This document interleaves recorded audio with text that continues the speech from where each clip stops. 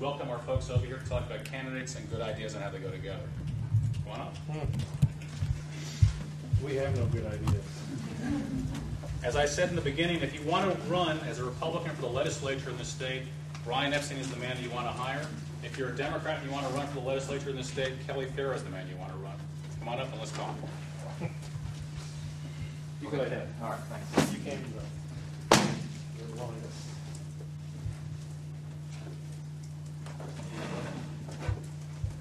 Brian's on the left. Yeah. Mix it up. What I like to do is I like to ask a couple of questions right now to take a short break, and then I'll ask some more questions, but I hope you guys are going to ask some questions as well. So let me start this off, with a softball.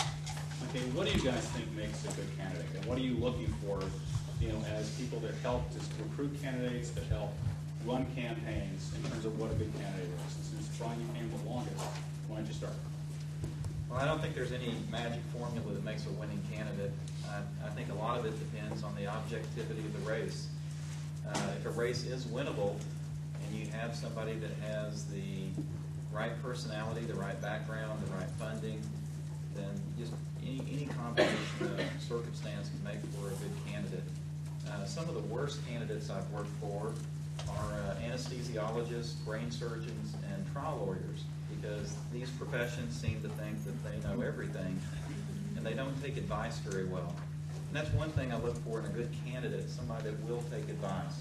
Because somebody who tries to be their own political consultant, and political consulting is in the X chromosome, so we all have it. But if you try to be your own doctor or your own political consultant, you're probably going to fail. So one of the things when a person runs for office is they really need to have a good advisor. Someone who can objectively tell them whether their jokes are funny, whether their speech is on point, whether their body language is appealing or not, and whether they have messed up. And if they have messed up, how to respond. Or if they're under attack, how best to respond to attack. There's a phrase that, I don't know if you have it in your office, but we have it in our office, and that's bleeders. We love to challenge incumbents that are bleeders, that every time you prick them with something negative, they come back and respond. They bleed all over the place. And when you're a challenger, and you can get your opponent to acknowledge you, you're generally going to catch up with them. So that's one of the qualities we also look for in a candidate is to how thick their skin is. Are they thick-skinned? Can they keep their focus? Kind of like a racehorse running down the track. They have blinders on their eyes, so they don't look at the horses on either side of them. They just look towards the finish line. We try, as political consultants, we try to put blinders on the candidates so they stay focused on the objective of winning, and they don't get off on all these rabbit trails of correcting inaccuracies or responding to a negative comment. But a winning candidate is somebody that is very, very disciplined. Whether they're disciplined in a press interview where they keep coming back to the message or the point over and over, or whether they're disciplined enough that when they walk into a room, they know which hands they're going to shake, they know what points they're going to make, and they know they have to be somewhere in 15 minutes, so they need to be in and out in a hurry. Yep. Bryan said it all. The two things in my rephrasing of it, the two things a candidate does, the two jobs a candidate has in a campaign is to raise money and to campaign, to go to the events, to make the telephone calls to the political brokers, and to be a full-time candidate, and not to get off on all the other distractions that Bryan just described, of responding to this or worrying about that. That's why a good campaign team around a candidate can then take care of all those other things, as long as a candidate is willing to take on a new job of being a candidate, doing two things, raising money and talking to people. This, if I may, on the Donna Howard thing, sure. Just sort of spritz off of that a little bit. The context of that race, as Paul said, was not only Republican district, an incumbent Republican state rep, a race in 2004 in which the Democrat ran the world's worst campaign and still came 150 votes from winning. So a clear signal that the incumbent Republican was vulnerable, and a well-run campaign with a good candidate could actually win. Well, the conventional wisdom in this town and in most political towns was, no, it's a new election cycle, Democrat can't win. Republicans are even stronger than they were, and the Democratic establishment said, we're not putting a dime into that race, can't be won. There was a field of candidates after the incumbent Republican resigned, triggering a special election. Then the dynamic changed. There were 4 candidates in the race, including Donna. Donna was someone I had heard about through the years and never met. We had a mutual friend, and he kept calling me and saying, you know, I think Donna might be all right for this race. So I called my friend finally and said, set up a meeting. I want to meet this woman you've been telling me about for years. And we met in a restaurant, and she walked in, and I said, oh, well, yeah, okay, I get it. This makes sense. And I talked to her for 10 minutes and went through all the points mentally that you have said. Is she authentic? Does she want to do this? She have the fire in her belly? Does she care about issues? Is she willing to be the candidate Bryan just described? Disciplined, raise the money. That's Donna's weak point. She doesn't like to raise money. But we were able to raise something for her. And she did enough of it to get by. But I just fell in love immediately. Bryan and I've talked before, you know, consultants tend to fall in love with their candidates. Not all of them. Definitely. Maybe 1 or 2 that doesn't describe. But, you know, we want to fall in love with our candidates because we're going to devote an awful lot of time and energy and emotional drive to this. And that was Donna. So when you went to the bar and the people were denigrating this spot because it wasn't good enough and it wasn't going to win a poly and all of that, what it was speaking to the women we had identified were going to elect Donna. And it was on Lifetime cable TV, and all of my male friends were saying, how come you're not putting her on the air? And I said, she's been on the air for 2 weeks. She's just not on ESPN. Mm-hmm. And by the time... I must have been watching Lifetime TV. That's right. and what that also did was, because she was able to pull it off, as you saw in that terrible ad, the good thing about that ad is that she just pulls it off. She just talks to you. She's authentic. And she's not faking it. And it communicated. And she was in voters' living rooms for weeks at a time we didn't have much money, so it was a low-level cable TV buy. But when you watched the Food Network, you saw Donna Howard, and she was a guest in your living room. And by the time the Republican realized that he was in danger of losing and started attacking her, she had become a friend of the family. And how dare him attack this woman who'd been in your living room for weeks? So she was the perfect candidate in that sense. She was able to pull all of that off. And I don't know if she's going to get an opponent this time or not. And sometimes, I wasn't involved in this race, but sometimes, you know, a candidate might win for circumstances beyond themselves. And probably in this particular race, this person kind of empathized better with the voters here in Travis County, and putting it into the context of the incumbent Republican who had resigned, had taken a $250 million job as a lobbyist. That's why he's so happy when you see him right now.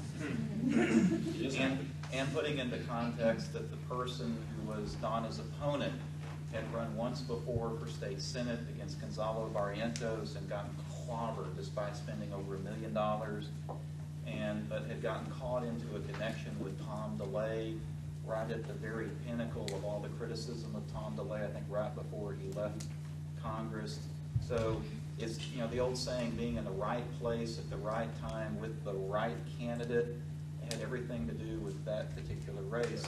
And oftentimes, you know, even the Austin American Statesman did not endorse Donna Howard. The Austin American Statesman surprisingly endorsed the Republican candidate. But their endorsement was a really kind of backhanded endorsement, because in the endorsement, they actually brought out the relationship between Benson and Tom DeLay, which then ended up being the whole issue for the rest of the campaign, I think. It's true. That's true.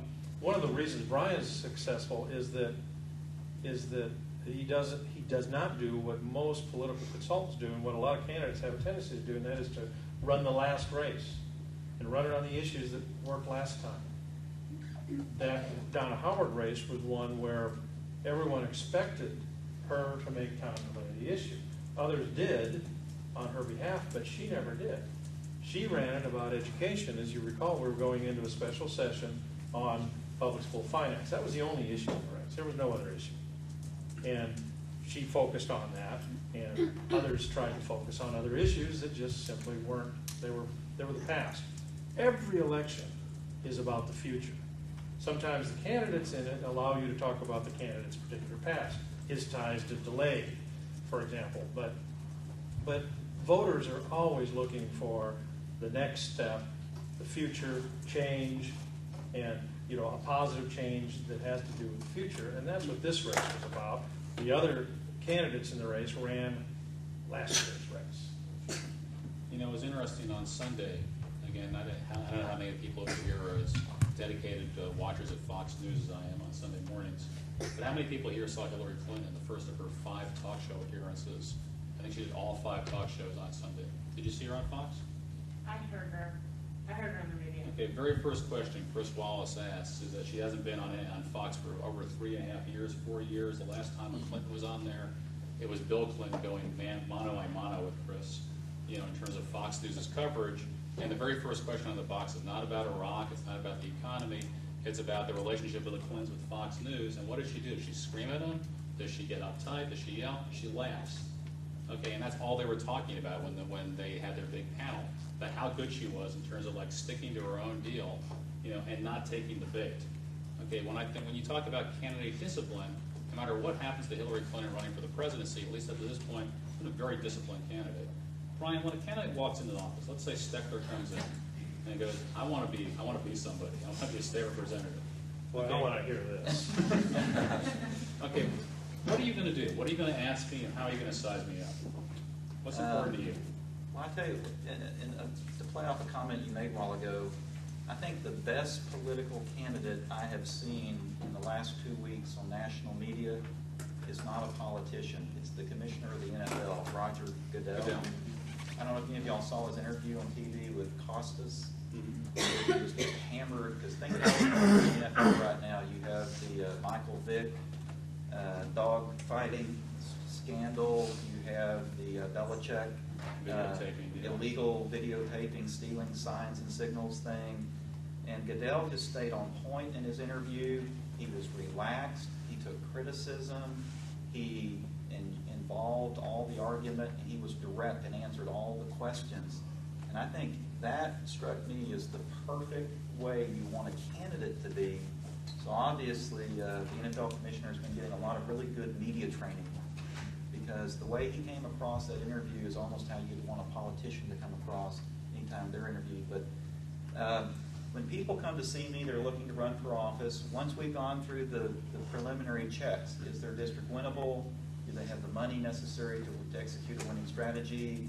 Are they competitive among their competition? Most candidates are very deflated. And there's a guy in Fort Worth who served on the city council, who's a Harvard MBA. He likes to tell this story to other people before they come to see me, that don't be upset when Bryan tells you that you are the least important thing that he's looking at when he evaluates whether a candidate can win a race or not. Because really, it's not the smartest person or the most qualified person. In fact, how many LBJ graduates have been elected to the legislature? Two. I think two. But it's One not was in Colorado. Yeah, it's not the best person, but it's generally the person that emphasizes the best. I'll give you 2 examples of when I have people come to see me. If it's someone that I have a good reason to be skeptical of, I'll have them fill out an application sitting in front of me. And I like to watch their body language and watch how they fill it out. And I had a guy come see me in 1994 who filled out the application. He got to the part that says, have you ever been arrested? And he paused on that question, and he skipped over it. And he filled out the rest of the questionnaire. So I'm going over it with them. I say, I see you skipped over this. I guess that's because you've never been arrested. He goes, well, 7 months ago, he goes, I got pulled over in Dallas for illegal possession of a handgun, and this guy was from East Texas. He goes, everybody has a gun in East Texas, and I drove into the big city, and I just forgot to take my handgun under the front seat of my car and put it around in the trunk. And I'm thinking, oh, that's great, because gun ownership in East Texas is a huge deal. So I'm thinking, we'll plant this on ourselves, so late in the campaign we'll have it come up that our guy got arrested for bringing his handgun into the dangerous big city. And I'm thinking, this is awesome. And so I tell this guy, I say, okay, we'll take you as a client, but you need to have, what happened? He goes, well, I got deferred adjudication. Even better. So I said, have your defense attorney send me the file. I just need to read through it and be prepared. And so the campaign goes on. He never sends me the file. I keep asking for it, asking for it, and asking for it. So I learned a real important lesson in 1994 that on my resume, if they answer the question, have you ever been arrested before? If they answer it yes, I need to ask the next question, which I didn't know at the time, and that is, what was the probable cause for your arrest? Because yes, this candidate had been convicted, convicted for legal possession of a handgun, or not, for having it in the wrong place. But what he failed to tell me was the probable cause for him encountering the police in the first place went something like this. And the reason I had to ask this guy this question was these two police officers from Dallas were going fishing in East Texas, and they were driving by all these political signs for my client. And it dawned on them that the thousands of arrests they had made, they remembered arresting this guy for having 3 prostitutes in his car in the middle of a police sting operation. And so they felt it was important for them to go all over East Texas, from Beaumont to Tyler to Dallas, and let the world know that this was the guy they had arrested for soliciting prostitution. And he had been arrested, he had been pulled over for soliciting prostitution, but when the police were searching his car, they found the gun. And here, a gun possession crime is more serious than soliciting prostitution, so that's what they charged him for.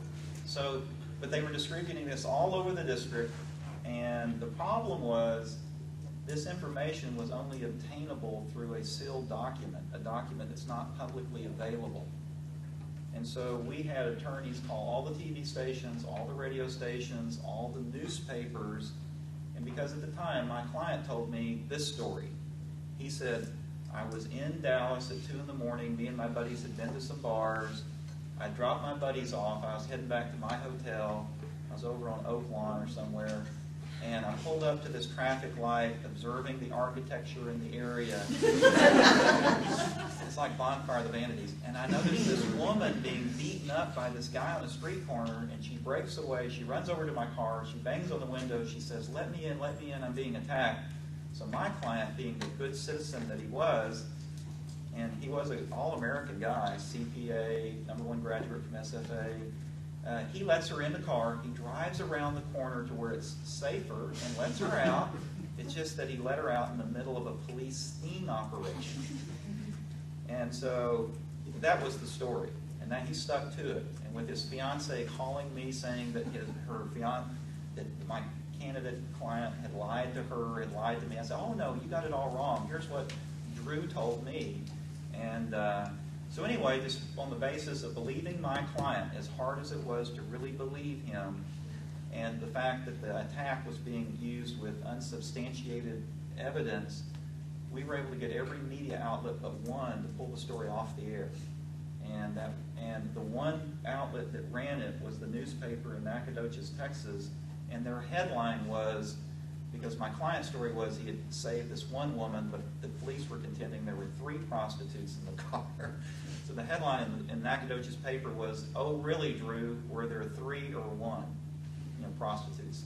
And long story short, we won, a Republican in a fairly Democrat area, and we won because that year we were running in East Texas, and the #1 issue in East Texas was lawsuit abuse being perpetuated by these overly aggressive personal injury trial lawyers, and our opponent was a personal injury trial lawyer.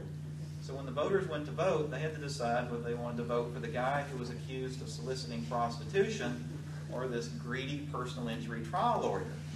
And just to reinforce the message on our signs, it didn't say conservative cut taxes or person like it said not another lawyer. And so voters went to the polls and they voted for not another lawyer. And that was a great deal. And we ended up getting this particular candidate after he was elected off of some other minor offenses while he was in office. But it was the night that until he moved to the big leagues. But it was the night that he called me where he said he had just left the Texas Senate to go with his good friend Wayne Christian, who was a Republican state rep from Nacogdoches, Texas, and they had just gone, this is a real story, to the reception being hosted by the Texas Christian Coalition, and they had done their good deed attendance thing at that reception. And my client had just dropped off Representative Christian at his apartment. He was driving back to meet his new wife. They'd been married 2 months. His brand new wife. And he's going over the South Congress Bridge. He sees another woman that needs some help. and I think he was asking her if she needed a tow, and it was a tow job. Something got miscommunicated. Anyway, he got arrested again for soliciting prostitution. But this time, the lady he was soliciting was an undercover policewoman who was wired and being videotaped. Of course, my client denies it all. I get the phone call late at night that he'd been arrested again. And, we resigned. Now, there's some firms in this town that on the second time we have these unbelievable things, we have small slivers of integrity, so we walk away from those. We walked away from this. And there's another, actually he's one of the best PR spin guys in Austin in the state, Bill Miller. Bill was more than happy to take this guy on as a client, because what a challenge this would be. So he took on this guy, and this guy had Bob Bullock at the time, had all the senators testify, character witnesses, but he was convicted because he was soliciting, but he was in the middle of a 4-year term.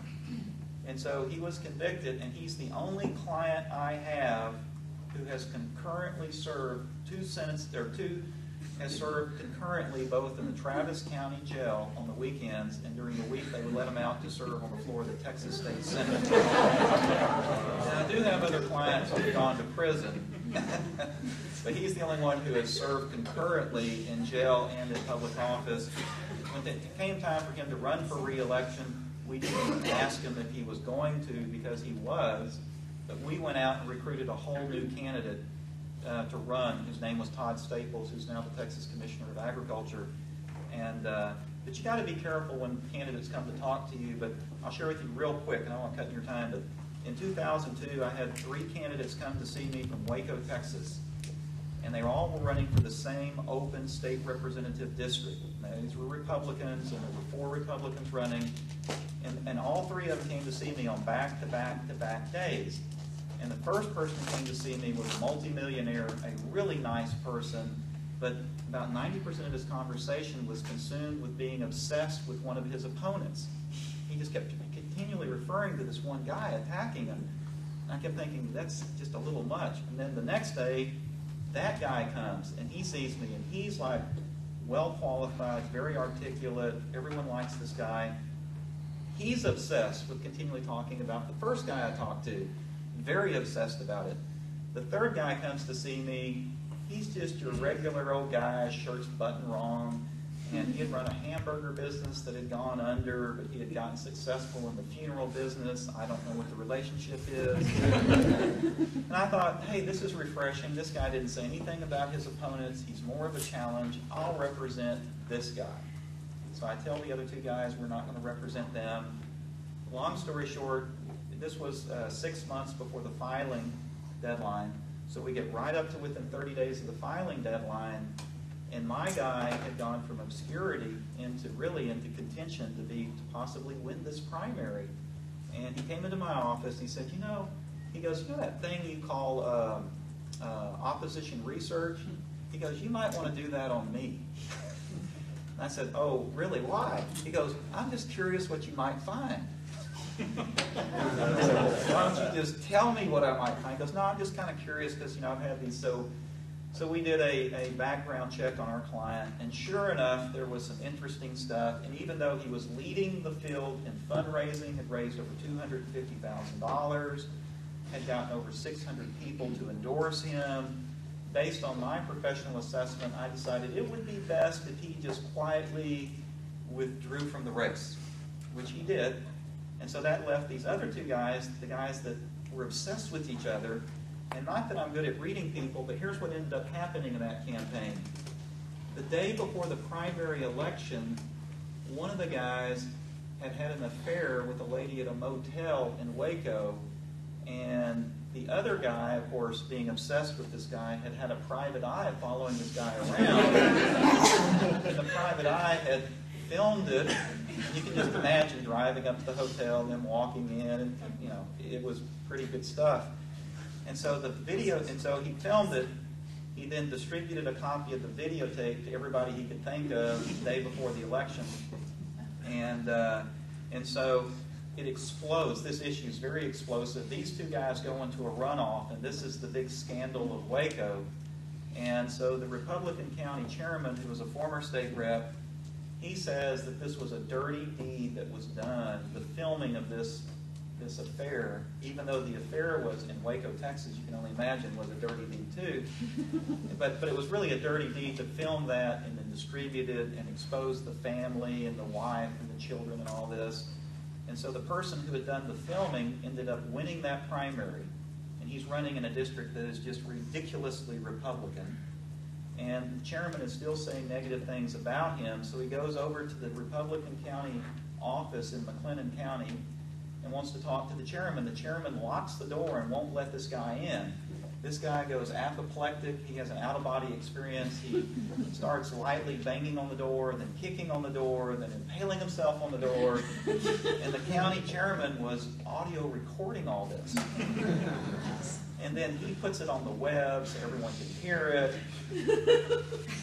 And anyway, this guy ends up losing in the general election, a district that is just, it's more than it's a yellow monkey Republican district. It's just so Republican, it's ridiculous.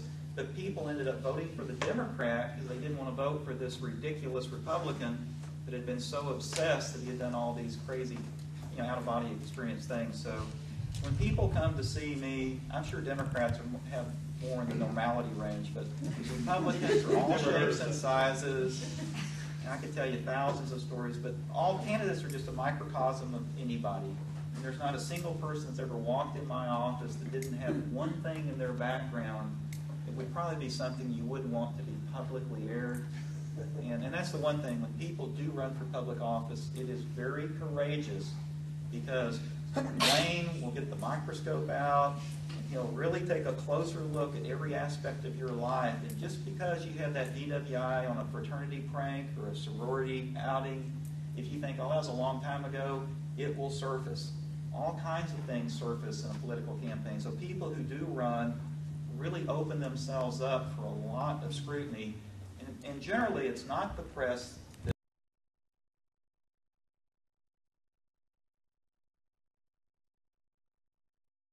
we're then faced with, there's 100 skeletons on this opponent, but which skeleton is going to make the difference to win the race? Because reality doesn't matter. Perception matters. I can say that Kelly has 10 DWIs, but if Kelly is also the Travis County president of Mothers Against Drunk Driving and a great citizen, you may not believe that even though it's true. But if Kelly got pulled over this morning for DWI, and I bring out that he has 10, knowing that he only has 8, and then he goes to the microphone and says, I don't have 10, I have only 8 DWIs, then it's more believable. Kelly, what about this whole idea of being able to elect a bad candidate as opposed to the role of a campaign in terms of being able to overcome candidates' weaknesses? If you were challenged on that as somebody who runs campaigns consultant, what would you say? Well, of course, I never have done such a thing, but I'm looking at that bottle of water there, Texas Crystal.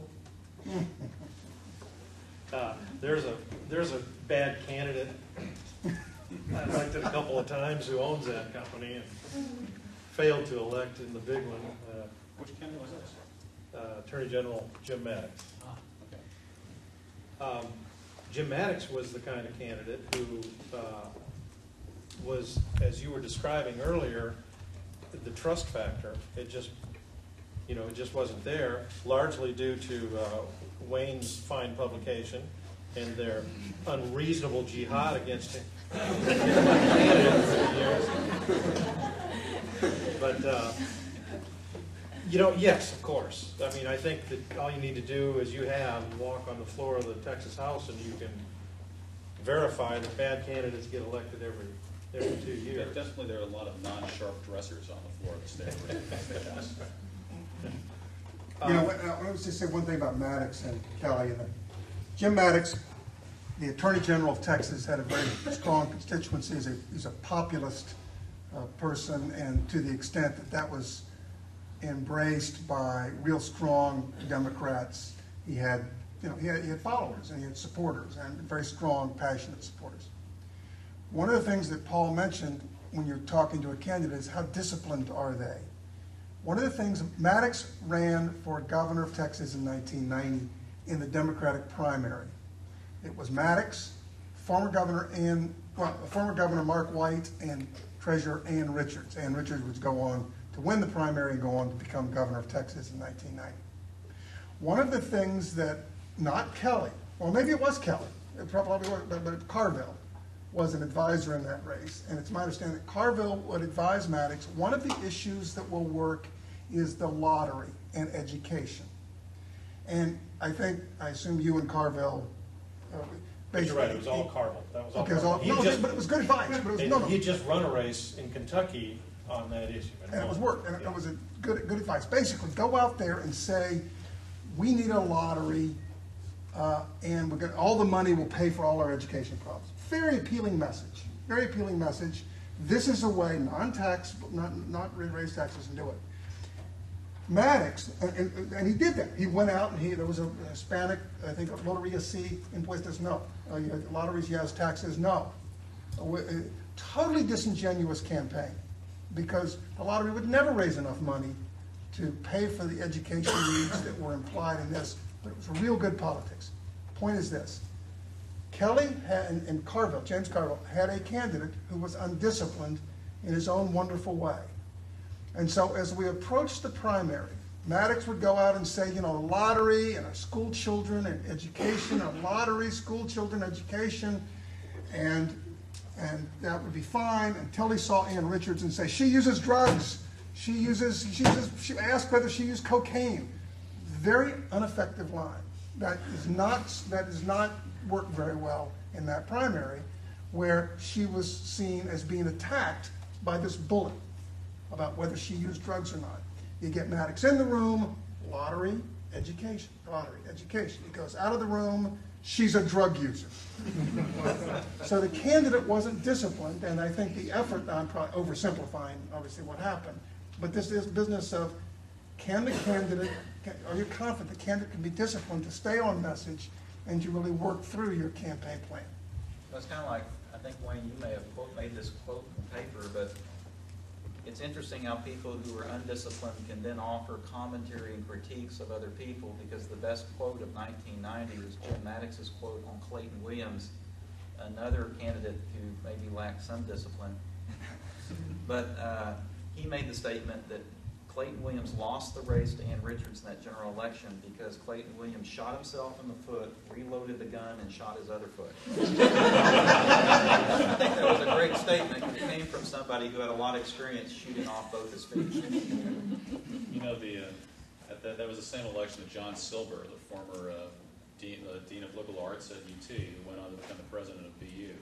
A very successful president, ran for governor of Massachusetts, and also had an interesting personality. And the line at the end of that campaign was that if Clayton Williams had spent the last month of the Texas campaign in Massachusetts, and John Silver had spent the last Massachusetts campaign in Texas, they both would have become governors of their states. But going back to that line, Kelly, how do you deal, when you've got a candidate personality, how do you deal with the strengths and how do you deal with the weaknesses, do you think?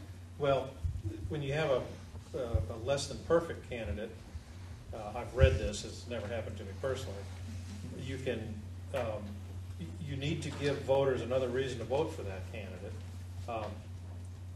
If you can, sort of slip into the slipstream of another issue that's current and that people care about,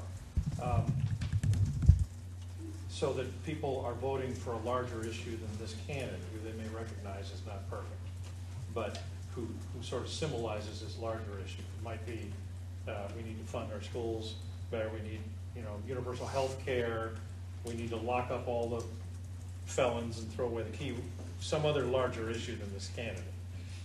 That's the way is to surround the candidate with a larger purpose, a more noble cause. You also keep them off TV. I have a couple of candidates currently who Made for radio.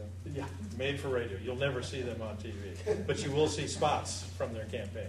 There's a great congressional candidate here in Austin. He is great in all aspects except he's not Don Howard when the camera's on. He just doesn't come across, and so he's not going to be on TV. So he's a bad candidate in that sense, but in all other senses, he's a pretty good candidate. Guys, I have a lot of questions I keep asking, but if anybody that's going to be coming to this course this semester, these guys are the most relevant guys. Here's the campaign plans you're going to be doing. So as I ask my next question, I want you to be thinking about questions so I can stop asking them. So let me ask one more question, and I'd like to hear some questions from you guys in terms of what might be relevant to your campaigns. Have candidates changed over time? Okay, if you take a look at the criticism of sort of the state of democracy in the United States, a lot of folks that are despairing of American politics say that it's becoming more partisan, and they blame it on gerrymandering, breaking up the districts. You only have Republican districts, Democratic districts. The parties are becoming more polarized, and in fact, if you look at the voting records in the United States Congress, the middle, people that actually voted, somewhat with the other side, has disappeared over time. It's actually amazingly dramatic, and that may be partially because the Democratic Party used to be split between an actual conservative southern wing and a liberal northern and western wing. Okay, but that said, are candidates changing over time because they're reflecting more partisanship, or are candidates, is there not much of a difference in terms of this sort of deal, in terms of the candidates that you're seeing? I don't really see any difference. I think, the things that keep people from running, I think the number one thing that keeps a really capable person from running is this issue of public scrutiny. I think the second thing that keeps people from running is it's a commitment of time.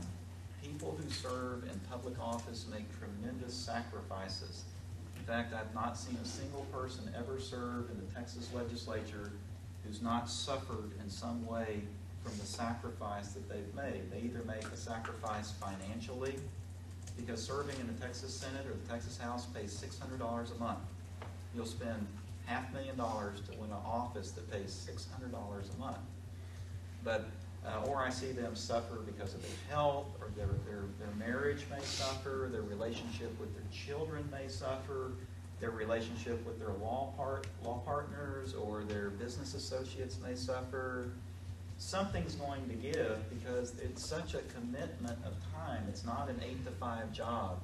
Being elected to office is 24/7. And I'll have people who are elected to the legislature, and they call me complaining about people calling their house, complaining that their garbage hasn't been picked up. And they'll say, I'm your state rep. I have nothing to do with the collection of your garbage. And they'll say, well, do something about it. It's a city issue. But I think it's a matter of scrutiny, and it's a matter of time. And I think that's a shame, because there's a lot of really capable people who don't run who could make a difference. But that's not to say that of the people who do run, that you have a lesser quality of people.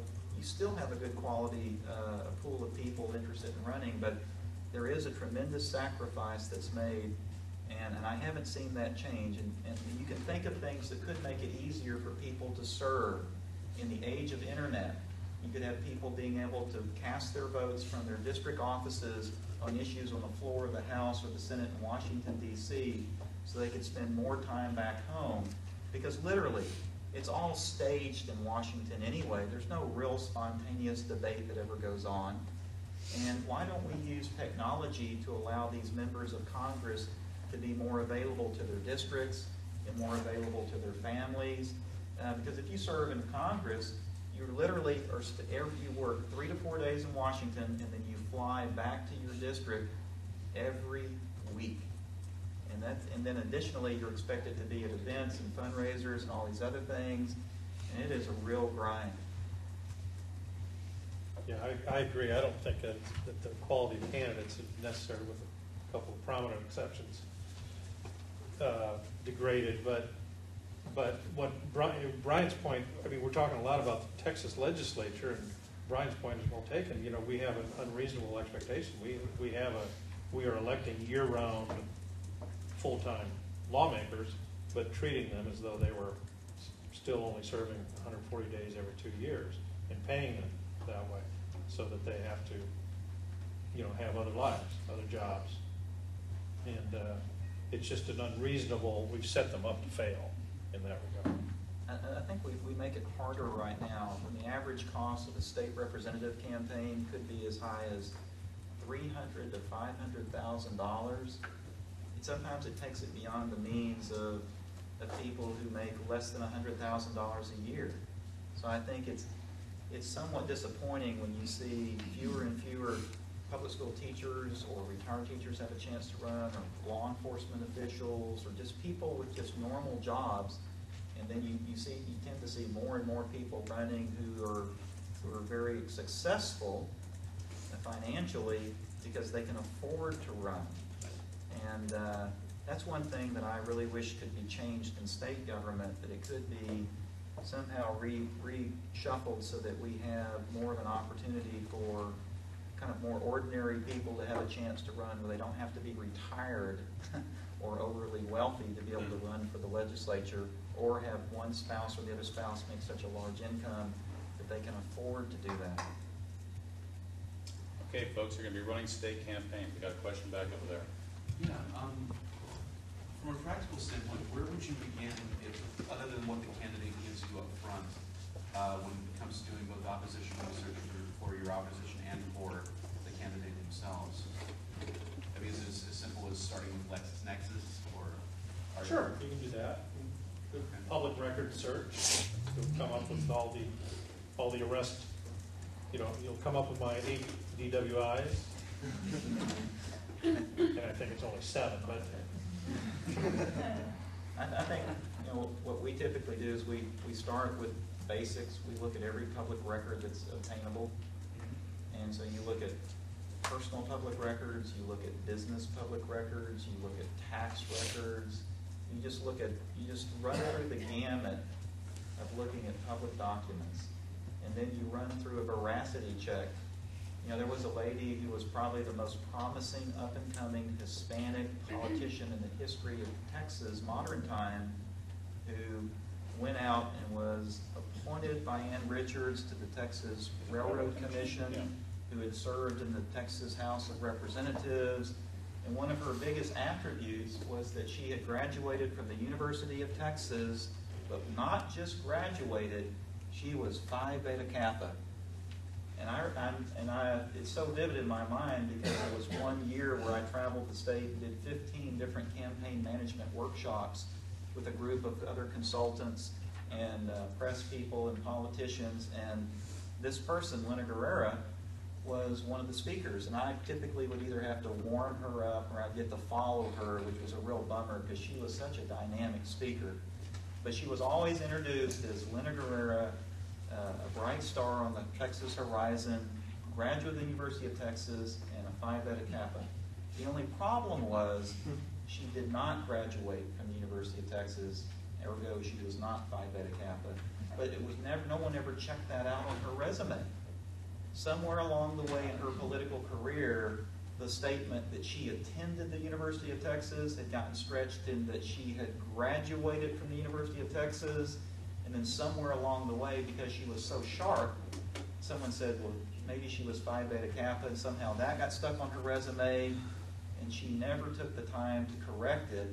And so finally, when she's running in 1992, Carl Rove was the consultant for the opposition, and Carl actually did a veracity check. In other words, you take the things that are being said about your candidate, and your opponent, and you just make sure they're accurate. And sure enough, they find that she could not graduate from the University of Texas, so they exposed it. And Lena's comment was, it was a small lie, like a snowball at the top of a mountain. It had rolled down the hill and got bigger and bigger and bigger, and she just didn't know how to correct it until finally the truth came out. So one of the things we do is make sure that when a candidate brings us an 8-page resume, there's somebody in my office that will actually check everything out and make sure that everything on there is true. But you look for phrases.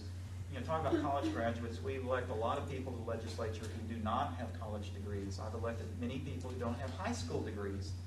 The highest, I guess, the minimum level of education of anyone that we've elected, and it was a mayor's position, not a legislative position, was the guy who had a 6th grade education. He ended up being the mayor of the 5th largest city in Texas.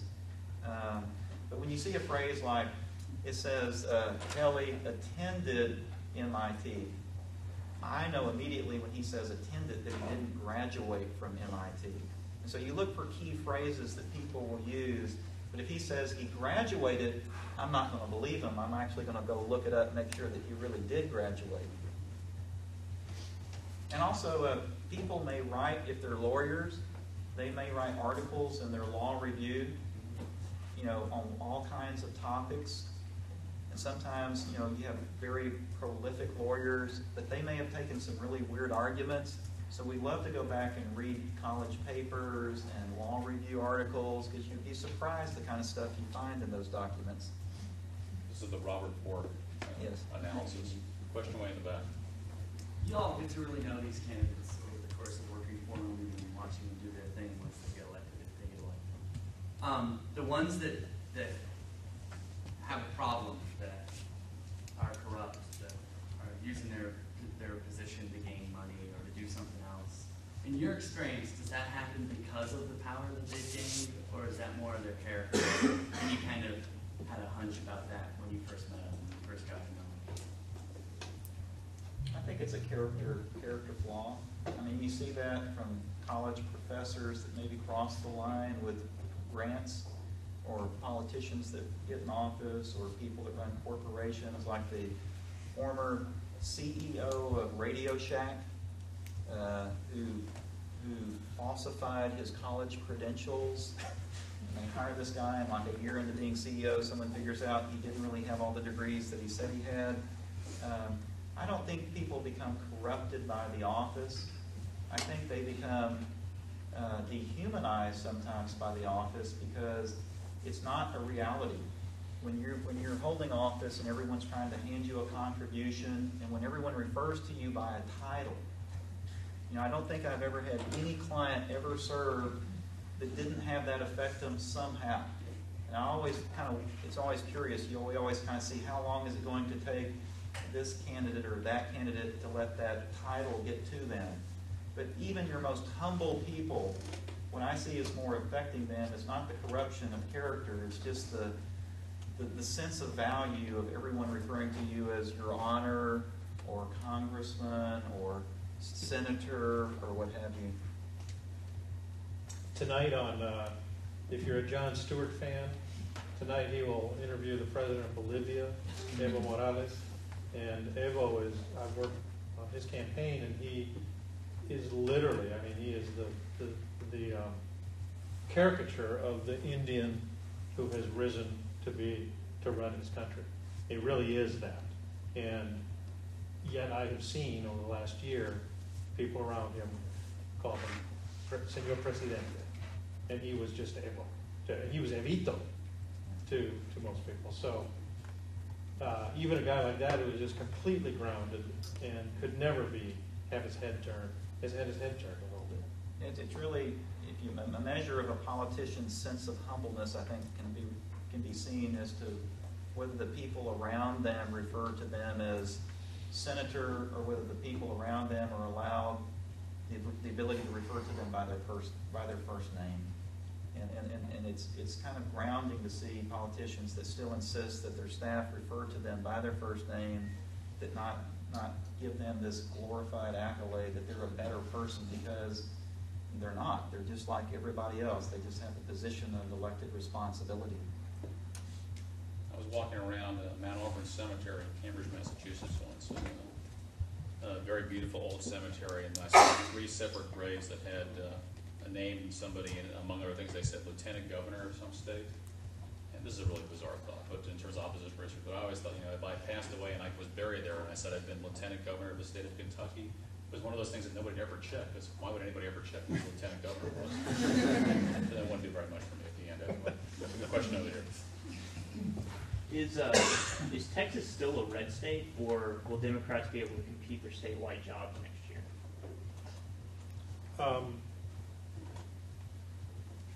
It is a changing state.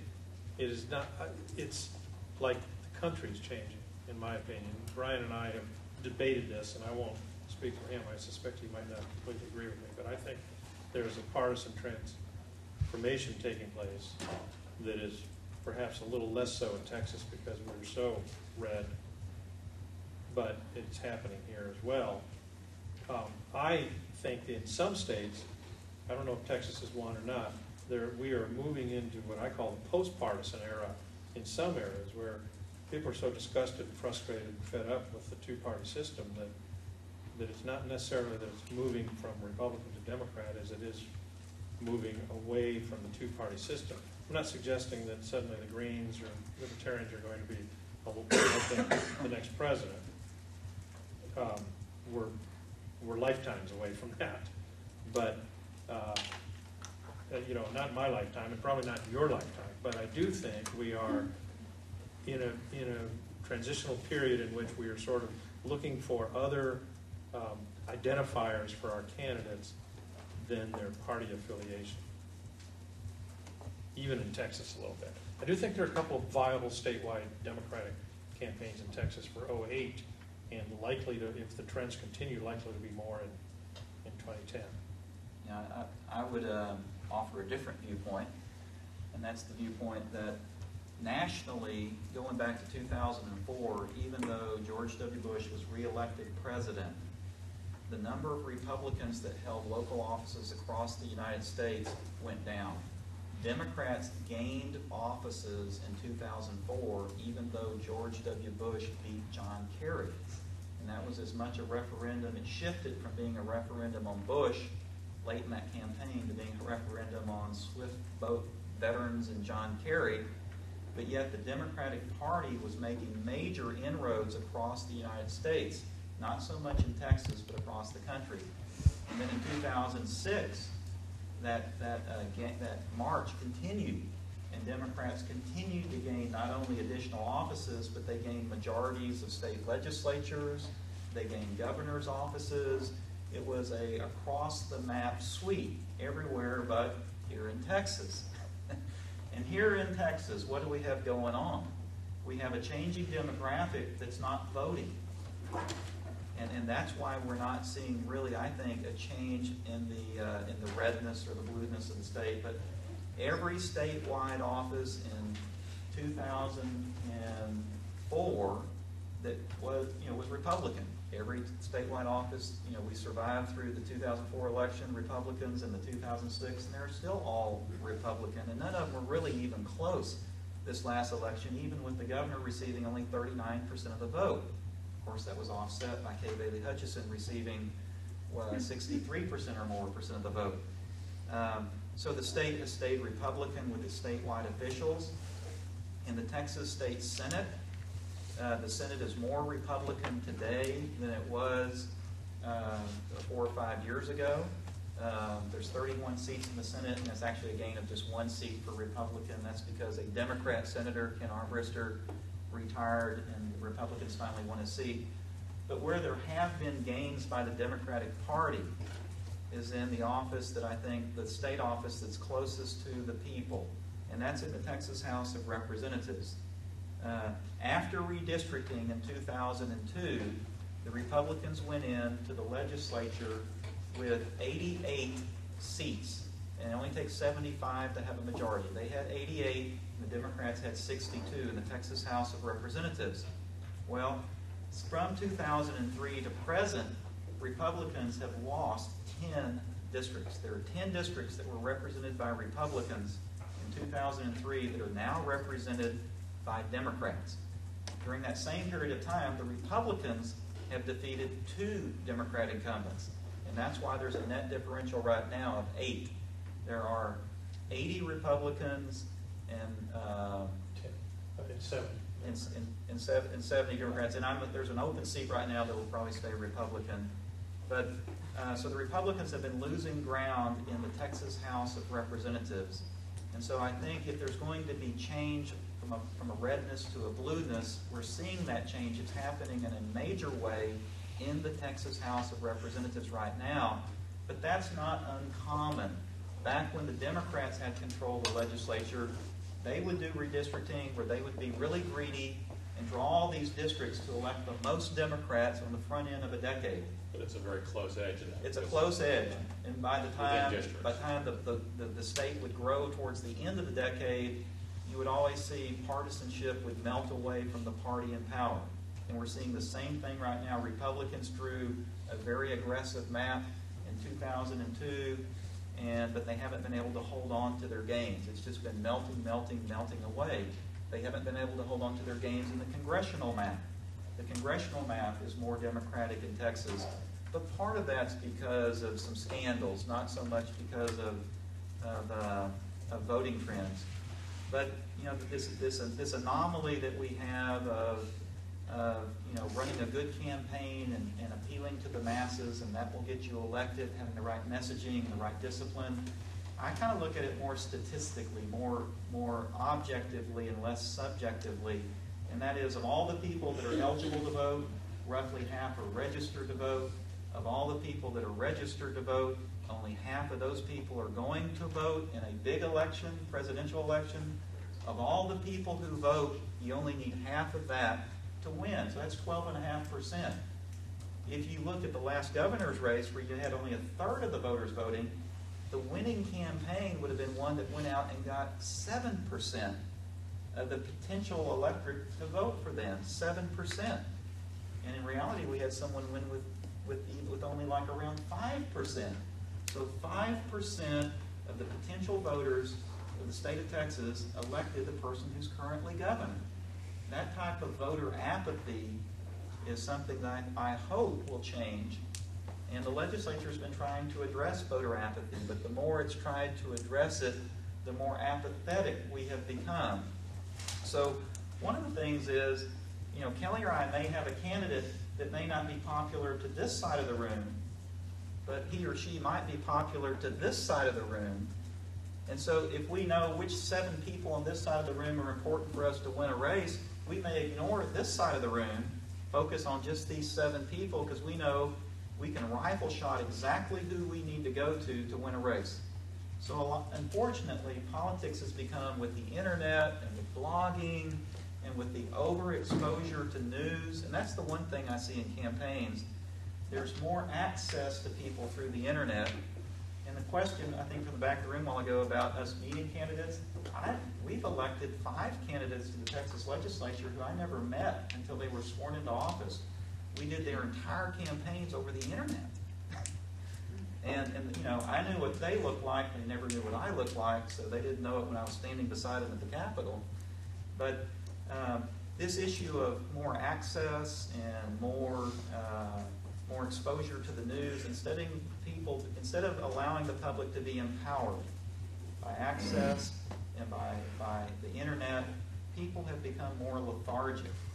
And that's a real shame, because people like Kelly and I, we don't want to waste our money with y'all if we can't win your vote, or we don't need your vote. We're just going to spend our money efficiently on where we need to go to win a race.